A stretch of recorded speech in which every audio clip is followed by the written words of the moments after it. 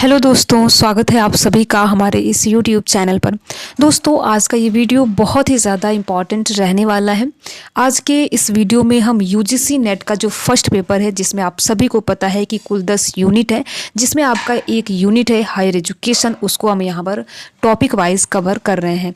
तो यहाँ पर आप देख सकते हैं कि आज के इस वीडियो में हम कोठारी आयोग के बारे में विस्तार से समझेंगे, इसके उद्देश्यों, इसके सिफारिशों के बारे में समझेंगे और साथ ही साथ इस वीडियो के अंत में हम इससे जो भी प्रश्न एग्जाम में पूछे गए हैं उनको भी हम आज की इस वीडियो में देखने वाले हैं। तो इस प्रकार से देखिए, ये वीडियो बहुत ही ज़्यादा इंपॉर्टेंट रहने वाला है। आप इस वीडियो को अंत तक ज़रूर देखिए और देखने के साथ साथ अपने यार दोस्त मित्र को भी शेयर कीजिए। जैसा कि देखिए, आप सभी को पता है कि राधा कृष्णन कमेटी हो गया या फिर मुदालिर कमीशन हो गया या फिर कोठारी आयोग गया, इन तीनों कमीशन में से जो सबसे ज़्यादा इंपॉर्टेंट है और जहाँ से सबसे ज़्यादा प्रश्न बनते हैं वो है आपका कोठारी आयोग। तो देखिए, ऐसे तो आपको राधा कृष्णन भी एक नज़र देखनी चाहिए, मुदालिर कमीशन भी एक बार देखनी चाहिए, लेकिन आपको कोठारी आयोग को बिल्कुल भी इग्नोर नहीं करना है, बिल्कुल भी छोड़ के नहीं जाना है। एग्जाम से पहले आपको एक दो बार देखना ही देखना है, क्योंकि यहाँ से देखिए हमेशा एग्जाम में प्रश्न बनते हैं और यहाँ पर देखिए प्रश्न बहुत ही ईजी रहते हैं। अगर आपको चीज़ें पता है तो आप कर लेंगे। तो यहाँ पर देखिए हम उन्हीं चीज़ों पर फोकस करेंगे जहाँ से एग्जाम में प्रश्न पूछे जाते हैं, ठीक है।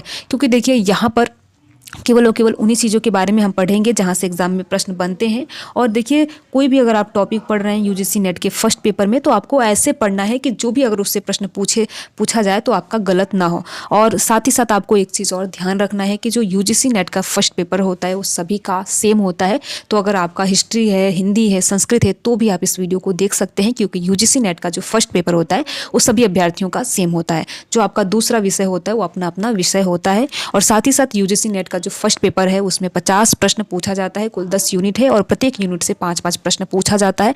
तो इस प्रकार से देखिए, सारे यूनिट को आपको बराबर टाइम देना है और कोठारी आयोग को बिल्कुल भी इग्नोर नहीं करके जाना है, बिल्कुल भी छोड़ के आपको नहीं जाना है। तो अगर आप इस बार यानी दिसंबर वाला एग्जाम जनवरी में देने जा रहे हैं या फिर आप जून 2025 के लिए प्रिपरेशन कर रहे हैं, तो भी आप इस वीडियो को देख सकते हैं और ये वीडियो बहुत ही ज़्यादा इंपॉर्टेंट रहने वाला है। देखिए, ऐसे ही हमने राधा कृष्णन कमेटी के बारे में और साथ ही साथ मुदालिर कमीशन के बारे में विस्तार से बताया है। अगर आपने नहीं देखा है तो एक बार उस वीडियो को आप ज़रूर देखिए। उम्मीद है कि ये वीडियो देखने के बाद आपका जो भी एग्जाम में अगर कोठारी आयोग से प्रश्न बनेंगे तो आपका गलत नहीं होगा। तो चलिए हम समझते हैं कोठारी आयोग के बारे में। पहले हम कोठारी आयोग के बारे में विस्तार से समझेंगे, उसके बाद इसके उद्देश्यों को जानेंगे कि इसका उद्देश्य क्या था, साथ ही साथ हम इसके सिफारिशों के बारे में भी देखेंगे और लास्ट में PYQs भी हम देखेंगे। तो इस प्रकार से ये पूरा वीडियो रहने वाला है। तो चलिए हम पहले कोठारी आयोग के बारे में समझते हैं। यहाँ पर आप देख सकते हैं कोठारी आयोग, जिससे राष्ट्रीय शिक्षा आयोग भी कहा जाता है। तो ऐसे आपको याद रखना है कि जो कोठारी आयोग है इसे क्या कहा जाता है, याद रखना है, इससे राष्ट्रीय शिक्षा आयोग भी कहा जाता है, जिसका गठन 14 जुलाई 1964 को किया गया था। तो इस प्रकार से देखिए आपको याद रखना है। और भारत में शिक्षा प्रणाली में सुधार करने के लिए इस आयोग का गठन 14 जुलाई 1964 को किया गया था। किसके नेतृत्व में किया गया था? डॉक्टर DS कोठारी के नेतृत्व में किया गया था, यानी कि डॉक्टर दौलत सिंह कोठारी के नेतृत्व में इस आयोग का गठन किया गया था और इन्हीं के नाम पर कोठारी आयोग नाम पड़ा है। तो ये भी चीज़ आपको याद रखना है, ठीक है। साथ ही साथ यहाँ पर आप देख सकते हैं कि यह स्वतंत्र भारत का पहला शिक्षा आयोग था, जिसमें संपूर्ण शिक्षा प्रणाली यानी कि माध्यमिक, प्राथमिक, माध्यमिक और उच्च शिक्षा पर सिफारिशें दी। यानी कि ये स्वतंत्र भारत का पहला ऐसा आयोग था, पहला ऐसा कमेटी था जिसने संपूर्ण शिक्षा प्रणाली की, जिसमें कि माध्यमिक, प्राथमिक और उच्च शिक्षा पर अपनी सिफारिशें पेश की, ठीक है। तो देखिए, जैसा कि आप सभी ने अगर राधा कृष्णन पढ़ा होगा तो आप सभी को पता है कि जो राधा कृष्णन कमेटी था वो उच्च शिक्षा यानी हायर एजुकेशन के पर उसमें जोर दिया गया, ठीक है। इसी के साथ साथ अगर हम मुदालिर कमीशन की बात करें तो माध्यमिक शिक्षा पर जोर देने के लिए उसका गठन किया गया। लेकिन जो कोठारी आयोग ही इन दोनों का मिश्रण है, यानी कि प्राथमिक, माध्यमिक और उच्च शिक्षा पर सिफारिशें पेश करने के लिए कोठारी आयोग का गठन 14 जुलाई 1964 को डॉक्टर DS कोठारी के नेतृत्व में किया गया और इन्हीं के नाम पर कोठारी आयोग का नामकरण पड़ा, ठीक है। तो इस प्रकार से देखिए आपको सारी चीज़ें याद रखना है और यहीं से प्रश्न पूछे जाते हैं और बिल्कुल आसान प्रश्न रहते हैं। अगर आपको पता है तो आप जो प्रश्न है वो बिल्कुल सही करेंगे। आगे चलते हैं, अब हम कोठारी आयोग के उद्देश्यों को समझते हैं कि कोठारी आयोग का उद्देश्य क्या है। तो यहाँ पर आप देख सकते हैं कि भारत की शिक्षा प्रणाली का मूल्यांकन करना, यानी कि जो कोठारी आयोग है इसका उद्देश्य ये था कि भारत में जो शिक्षा प्रणाली है, जिसमें प्राथमिक, माध्यमिक और उच्च शिक्षा है, इसका मूल्यांकन करना। दूसरा है कि शिक्षा में एकरूपता और गुणवत्ता सुनिश्चित करना, यानी कि जो एजुकेशन है उसमें एजुकेशन की क्वालिटी क्या है और एक रूपता क्या है, इसको भी यहाँ पर सुनिश्चित करना इसका उद्देश्य था। तीसरा पॉइंट देख सकते हैं कि देश की सामाजिक, आर्थिक, सांस्कृतिक आवश्यकताओं के आधार पर शिक्षा प्रणाली को सुधारना। यानी कि देखिए यहाँ पर जब देश हमारा आज़ाद हो गया, स्वतंत्र हो गया, उसके बाद सामाजिक, आर्थिक और सांस्कृतिक आवश्यकताओं के हिसाब से, आवश्यकताओं के आधार पर जो एजुकेशन सिस्टम था इसमें सुधार करने के उद्देश्य से कोठारी आयोग का गठन 14 जुलाई 1964 को किया गया। ठीक है, इसके बाद आगे है शिक्षा में अनुसंधान और नवाचार को बढ़ावा देना। यानी कि जो एजुकेशन सिस्टम है इसमें रिसर्च को बढ़ावा देना, साथ ही साथ नवाचार को बढ़ावा देने के उद्देश्य से कोठारी आयोग का गठन किया गया।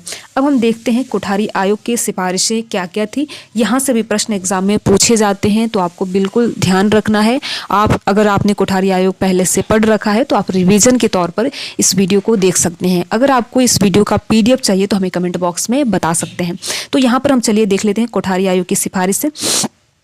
जिसमें पहला देख सकते हैं कि 10+2+3 प्रणाली की शुरुआत। यानी कि अगर आपसे एग्जाम में ऑप्शन में पूछे 10+2+3 प्रणाली की शुरुआत किस आयोग के द्वारा किया गया, तो आपको कोठारी आयोग लगाना है। तो यहाँ पर देख सकते हैं 10 यानी कि 10 साल की स्कूल शिक्षा, इसके बाद 2 साल की उच्चतर माध्यमिक शिक्षा और 3 साल की स्नातक शिक्षा, यानी 10+2+3 प्रणाली की शुरुआत थी। ठीक है, इसके बाद दूसरा आप देख सकते हैं कि सामाजिक न्याय और समानता, जिसमें सभी वर्गों और समुदायों को शिक्षा का समान अवसर देना, जिसमें लड़कियों के लिए स्पेशल, जो कि SC ST या फिर OBC से अगर छात्रा बिलोंग करती है, छात्रा संबंधित है, तो उसके लिए स्पेशल योजनाएं की सिफारिशें इस आयोग के द्वारा प्रस्तुत की गई।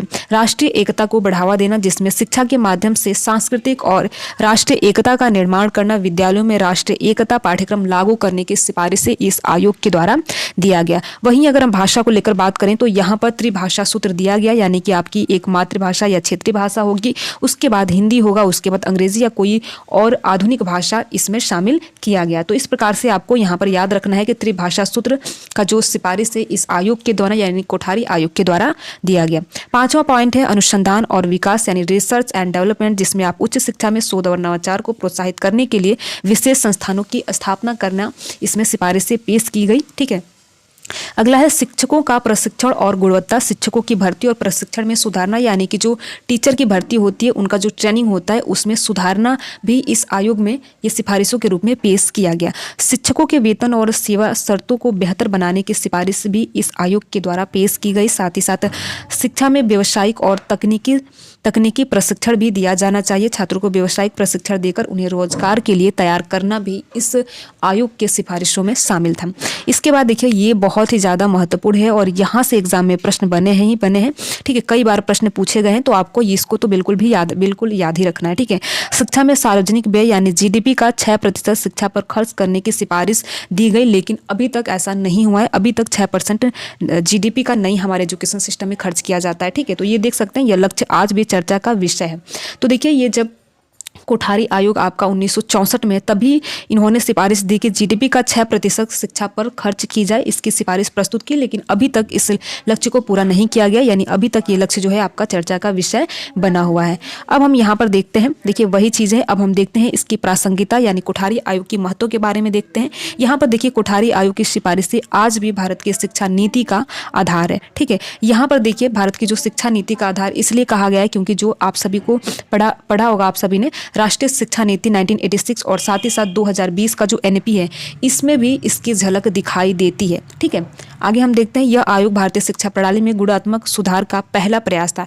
यानी कि जो कोठारी आयोग है भारतीय शिक्षा प्रणाली में गुणात्मक सुधार का पहला प्रयास माना जाता है, क्योंकि इसमें कई ऐसे सिफारिशें दी गई। साथ ही साथ ये जो आयोग है इसमें प्राथमिक, माध्यमिक और उच्च शिक्षा पर जोर दिया गया, यानी तीनों पर जोर दिया गया, किसी एक विशेष पर जोर नहीं दिया गया। अब हम यहाँ पर देखते हैं जो कोठारी आयोग से जो भी प्रश्न एग्जाम में पूछे गए हैं तो उनको हम देखते हैं। तो यहाँ पर आप पहले खुद से जवाब देने का प्रयास कीजिए। पहला प्रश्न है, कोठारी आयोग 1964-66 ने किस शिक्षा प्रणाली की सिफारिश की थी? तो यहाँ पर आप देख सकते हैं, तो आपको जैसा कि पता होगा कोठारी आयोग क्लास 10+2+3, यहाँ पर देखिए, यहाँ पर आप देख सकते हैं क्लास 10+2+3, जैसा कि देखिए आप यहाँ पर देख सकते हैं, ऐसे ही एग्जाम में प्रश्न पूछे जाते हैं। और ये जो PDF तैयार किया गया है ये PYQs को ध्यान में रखते हुए तैयार किया गया है कि आपका जो एग्जाम में प्रश्न बने तो आपका गलत ना हो। तो यहाँ पर आप देख सकते हैं सिफारिशों में 10+2+3, तो यहीं से देखिए ऐसे ही प्रश्न पूछे जाते हैं, तो इनको बिल्कुल आपको रट लेना है, जिससे कि अगर आपका कोठारी आयोग से प्रश्न बने तो गलत ना हो। ठीक है, तो यहाँ पर वही चीजें हैं। आगे हम दूसरा प्रश्न देखते हैं।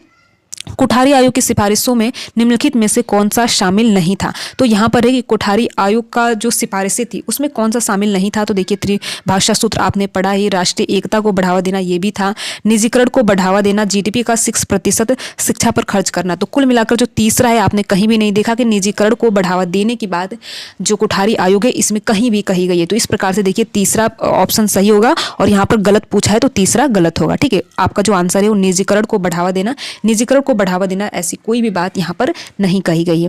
तीसरा प्रश्न है देखिए, कोठारी आयोग ने अनुसंधान और नवाचार को बढ़ावा देने के लिए किस पर जोर दिया? यहाँ पर पूछा गया है कि जो कोठारी आयोग है अनुसंधान और नवाचार को बढ़ावा देने के लिए किस पर जोर दिया गया? तो पहला ऑप्शन है अधिक विद्यालय खोलने पर, या विशेष अनुदान संस्थानों की स्थापना पर, या शिक्षकों की संख्या बढ़ाने पर, या छात्रों की संख्या बढ़ाने पर। तो यहाँ पर देखिए दूसरा ऑप्शन सही है कि विशेष अनुसंधान संस्थानों की स्थापना पर, इसमें अनुसंधान और नवाचार को बढ़ावा देने के लिए इसी पर जोर दिया गया, यानी कि अनुसंधान और नवाचार के लिए विशेष अनुसंधान संस्थानों की स्थापना की जाए। तो इस प्रकार से दूसरा ऑप्शन सही होगा। चौथा प्रश्न देखते हैं, त्रिभाषा सूत्र की सिफारिश कोठारी आयोग ने किस उद्देश्य से की थी? तो यहाँ पर आप देख सकते हैं कि इसका दूसरा ऑप्शन बिल्कुल सही होगा, राष्ट्रीय एकता और भाषाई संतुलन के लिए त्रिभाषा सूत्र, जिसमें कि आपका एक क्षेत्रीय भाषा था। ठीक है, इसके साथ साथ हिंदी और कोई इंग्लिश या फिर आधुनिक कोई भाषा दे। ठीक है, तो हिंदी और क्षेत्रीय भाषा और साथ ही साथ इंग्लिश या फिर कोई आधुनिक भाषा, यानी कि जो संतुलित है राष्ट्रीय एकता में भाषाई संतुलित को व्यवस्थित करने के लिए त्रिभाषा सूत्र का यहाँ पर सिफारिश कोठारी आयोग के द्वारा प्रस्तुत किया गया था। अब यहाँ पर आप देख सकते हैं कि पांचवा और अंतिम प्रश्न है, कोठारी आयोग ने शिक्षा पर जीडीपी का कितना प्रतिशत खर्च करने की सिफारिश की थी? तो यहाँ पर 6% सिफारिश की थी, लेकिन अभी भी ये चर्चा का विषय है। ठीक है, तो इस प्रकार से देखिए यहाँ पर हमने कुछ प्रश्नों को भी देखा और साथ ही साथ कोठारी आयोग के उद्देश्य, सिफारिशों और साथ ही साथ कोठारी आयोग के महत्व के बारे में भी समझा। तो इस प्रकार से देखिए हमारा, अगर आप वीडियो देखेंगे राधाकृष्णन कमेटी या फिर मुदालिर कमीशन, तो इसी फॉर्मेट में वीडियो को तैयार किया गया है, जिससे कि देखिए ये PDF इसलिए ऐसे तैयार किया गया है, जो आपका PYQs है उसको ध्यान में रखते हुए तैयार किया गया है कि अगर आपसे यहाँ से प्रश्न पूछे तो आपका प्रश्न गलत ना हो। तो देखिए ये बहुत ही ज़्यादा, कोठारी आयोग बहुत ही ज़्यादा इंपॉर्टेंट है, आपको बिल्कुल पढ़ के ही जाना है। तो इस प्रकार से आप देखिए, अगर आप इस वीडियो का PDF चाहते हैं तो हमें कमेंट बॉक्स में बता सकते हैं।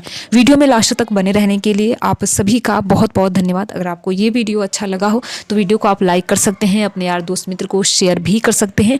अगर आप किसी भी प्रकार का कोई सुझाव या राय देना चाहते हैं तो कमेंट बॉक्स में दे सकते हैं। Thank you.